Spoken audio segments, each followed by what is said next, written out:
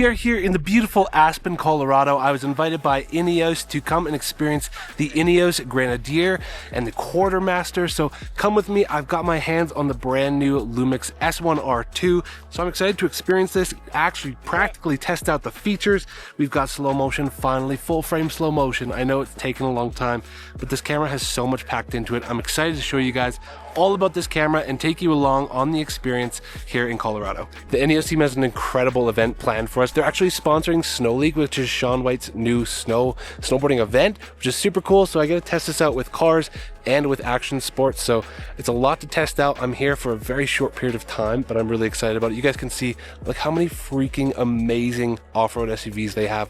The Grenadier is a really cool car. We've done a little bit of driving. We've already had a welcome dinner, so lots is happening, but we're about to go do some off-roading and really experience these cars and hopefully the image stabilization of this camera.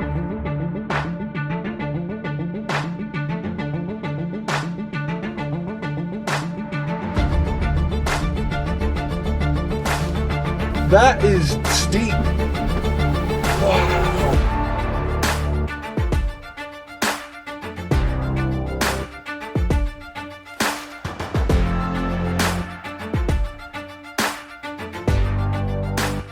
I just had a chance to go off-roading in the Grenadier. This thing is absolutely bonkers. Way more capable than I am at off-roading, for sure. The guy that was coaching me was amazing, and this thing, you can just push all the buttons, but it's still like a manual version of an off-road vehicle, you know, in the same way that you want an automatic or a manual. This lets you take control of the off-roading experience, which is so special. I'm going to be reviewing all the footage and photos of the S1Rii back at home. I've been able to get so much content, so let's go review it back in the office and talk about the photos and videos that we can get from this camera. Side note, there's tons of people here. This is a huge event, like so many cars, tons of journalists, so it's pretty cool. I think like with the launch of the new Quartermaster, they're kind of going all out, and this is amazing. We're at Kevin Costner's ranch. What? Sometimes I'm just blown away by where this camera can take you, the people that you get to meet, the companies that I finally get to work with. So wild. Now, the first evening that we were there, we were brought to a dinner, and so I got to shoot in some low light conditions. Now, the first thing I noticed about the camera compared to using the S5 II or the S5 IIX is that the native ISOs have changed, and you also have an extended V-log, gives you a bit more dynamic range. Now there's also limits that I found out on that. Again, Lumix didn't send me this camera and I don't have a spreadsheet of what is good or bad about it. This is just my experience using the camera. The low light capabilities were awesome, but I did kind of miss that extended ISO range of 4000 from their previous cameras. Now you have an extended range from 400 to 2000 if you're using extended range V-log. And if you're just using standard dynamic range, then you are going from 200 to 1000. Now, one thing I was worried about having a 44 megapixel sensor, as this tends to be a bit more of a photo focused camera, is I was curious if the low light capabilities would still hold up. As the bigger you go in sensor size or the more megapixels per sensor, you tend to get less low light performance. And I'm pleased to say I didn't really notice it in this camera. In fact, the grain that you do see is smaller, and so you can cover that up either with denoising in Lightroom, or you can add grain in your photos or black and white it and add a little bit of style to it. So, I mean, there's a lot of ways to work around noise in the image now. And in terms of video, I didn't really have to push my ISOs too high, but I personally am not seeing really any noise or anything that I'm really worried about in this image. Having that option to have the extended V-log is nice, but also the benefit now of having those native lower ISOs is I didn't need to use my ND filter as much. For photography specifically, having that 44 megapixel sensor now is kind of awesome. You can definitely tell that there's been a step up in the megapixels. It's sharper, you're able to crop in on more, and to me, I actually really enjoy the new kind of colors that I'm getting out of this sensor. It's really smooth to me, to my eye. The color renditions of this camera are really great. And honestly, that is why I moved from Canon or from using Sony cameras over to the Lumix, is both in the video and the photography space. I really enjoy the color science. So if you can get your hands on one of these cameras and actually go shoot for yourself, I think you'll actually enjoy it. Obviously, I think as a photography camera, this does excel and is great. It has a high megapixel count and you don't really suffer too much in low light conditions when you're cranking that ISO. The other thing I love is that now on the camera, you actually have a switch from photography to video to S&Q right here. So that's pretty sweet if you want to use all these custom dials, and I did. In photography, I tend to just shoot in manual mode, but when you switch over to video, you can have up to 5 custom presets, and then even in C5, you actually get a few extra ones there. So that helps a ton, as there's a ton of video specs in here that we can dive into. The S1R2 is honestly a camera that I have been waiting for in the Lumix lineup for a long time, because it now has full frame 120 frames per second, full frame 6K 60 frames per second, and of course up to 8K 30 frames per second. And eventually I believe they're going to get open gate in 8K, which might be overkill as you already have that in 6K, and that tends to be enough. So now having all these features baked into this camera, to me, is kind of a big deal. And what's even a bigger deal, and I think that people should be paying attention to, is the price point. While this camera is not cheap, I believe it is $3,300 US, and in Canada, I believe I can get it for like $4,700. So that is by no means a cheap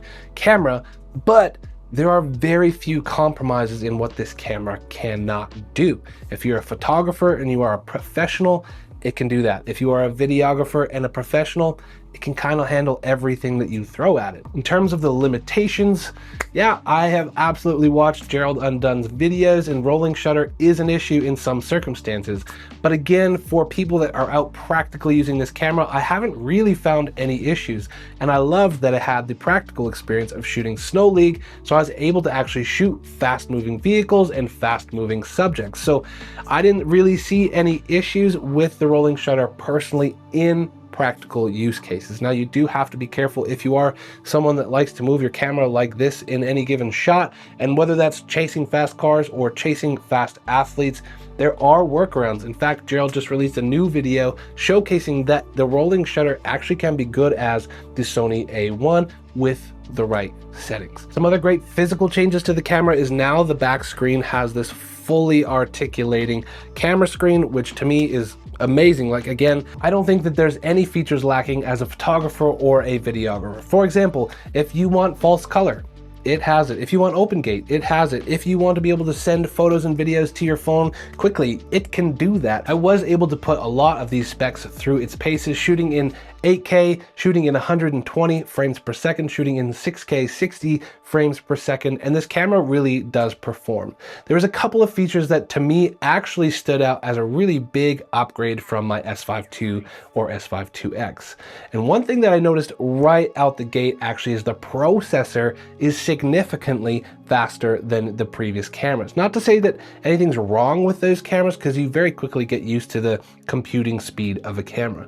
But when I turned this one on, it turned on really quickly. And when I wanted to review footage, I was able to review it really quickly. So that actually made a practical difference in that I wanted to turn the camera off and on or switch between different modes, and it worked incredibly fast. And the second thing I noticed, because I was able to actually get media access to go and stand up on the half pipe during Snow League. So I don't know if you've ever wanted to experience this, but I have grown up snowboarding. I'm a Canadian. Getting to stand up on the side of these massive 22-foot walls was so cool. And I was so impressed with how the camera performed. Such a cool opportunity. I'm able to get high speed video at 120 frames per second, 60 frames per second, shooting some 8K out here as well. And honestly, testing the rolling shutter to see if this thing does have any issues, because I'm shooting action sports, so we will see.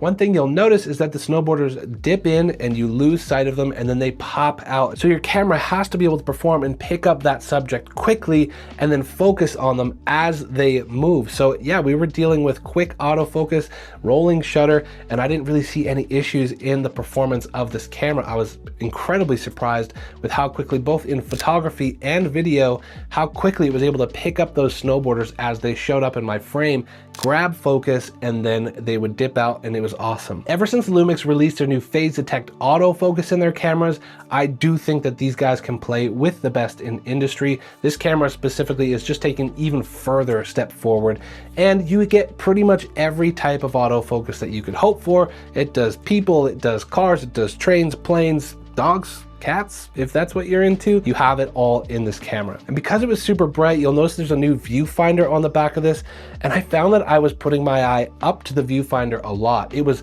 really bright out. Not that it struggled on the screen, but I was able to track the snowboarders a lot easier, and having your eye up to the camera, I just felt like it gave me a bit more control, and it was super bright, easy to use inside the screen there. I don't know how many dots or how bright it is, because a lot of times when people do that in reviews, I'm like, cool. But practically speaking, it was really actually nice to put my eye up to the camera and it was clear. That's all you really need, right? Is that it's clear and easy to use. I don't care how many dots it is. I don't even know what those dots mean. So as I was practically using this, I didn't have a gimbal, so I had to actually rely on the in-body image stabilization. And these cameras are some of the best in the world at that. I believe we have now up to 8 stops of in-body image stabilization. So one thing that you can notice here, between actually having the tools that videographers need, like 120 frames per second, and then having that boost stabilization in this camera, means that you can do practically like incredible slider shots just using this camera, no gimbal at all. A practical tool that Lumix is now implementing in most of their cameras, actually not just to this camera alone, is the Lumix Lab app, and it's actually phenomenal to be able to take some photos, and it very quickly and easily connects to the app. And I would tell you if it didn't or if it was slow, but it's actually so fast and convenient to connect to not just one camera, but multiple cameras, transfer photos or videos to your phone. And you can also have mobile control of your camera as well. So if you need a remote shutter or you need to see what you're shooting on that phone screen, you can have that. So that Lumix Lab app is actually pretty comprehensive and easy to use. I've enjoyed it. I took some photos at one location, and while we were driving to the next location, I was able to take some of those photos and send them to my phone. So if you want to be able to produce content quickly and conveniently, you can. On top of that, they offer you the ability to put your own LUTs and shoot with your own LUTs inside the camera. This is a feature I've really enjoyed already on the Lumix S9 and the S5 II and 2X now, since they've been updated, and this finds its way also to the S1R2. So incredible features for videographers and photographers that you can use your own LUTs, which honestly just makes creating content a lot of fun. When you can see the look that you see in your head already produced in camera, it just makes it a joy to go out and shoot again. So if you guys are looking at the S1R2, well, it is a pretty well spec'd, very well built, very fast and very capable camera. If you can afford the price point and you're looking for that next level professional camera like I am, this camera is going to be my #1 camera body, as the S5 II and the S5 IIX have some compromises that this one doesn't. And honestly, I'm used to being the guy that's on the cameras shooting the people that are having fun in their vehicles. That's my job, is I'm the car creative and I take car videos. But this time I actually got to get behind the wheel of this vehicle.